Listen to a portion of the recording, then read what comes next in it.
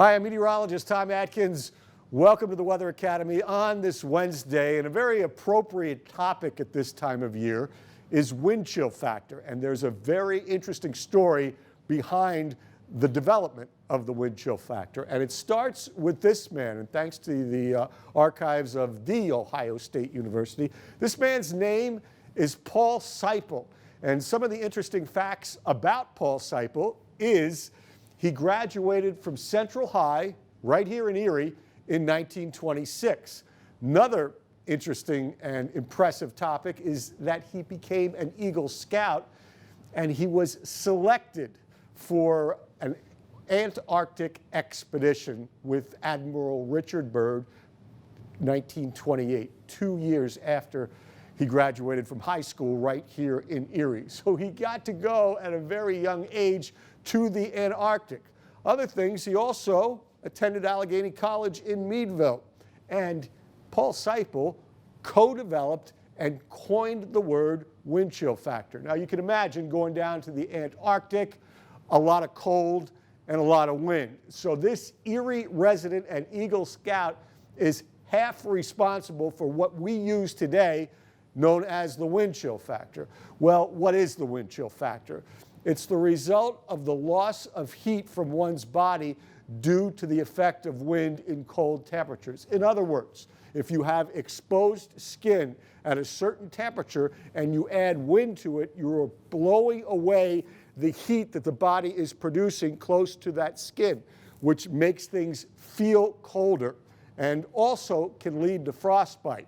Now, this is not applicable to inanimate objects such as car radiators. It's for human flesh and skin. That's what the wind chill factor is associated with.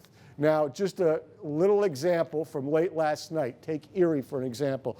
A temperature of around 30 degrees, winds out of the southwest at 10 miles per hour, producing a wind chill of 21 degrees. That's what it feels like. And they have charts that show you how low the wind chill factor can go to produce frostbite in 30 minutes or 10 minutes or even 5 minutes. And that's most applicable to school and students who have to walk to and from school or maybe hang out at a bus stop. So Paul Seipel, Erie resident and Eagle Scout, developing the wind chill factor that we use every winter here.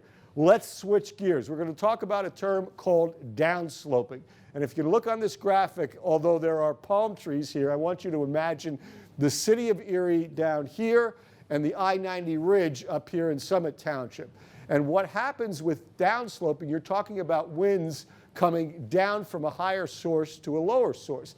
And in this case, that would be a southerly wind because the inland snowbelt is south of 90, and when the air goes up and over the I-90 ridge, it's a southerly wind that drops down into the city.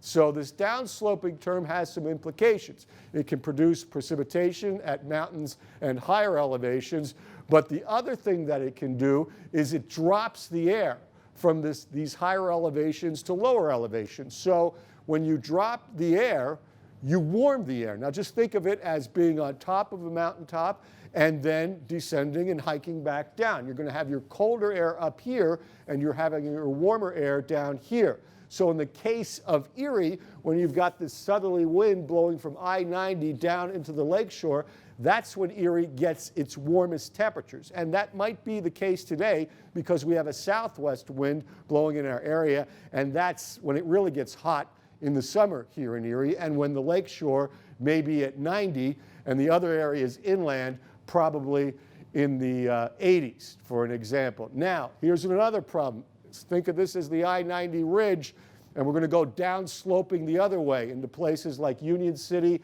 and Corry and Edinboro, south of I-90. Again, you have cooler air here, but as you warm the air by descending it here, you run into a drying fashion here, just kind of like a clothes dryer. So what downsloping can do, especially as you go into rural Erie County, it can produce a fire danger.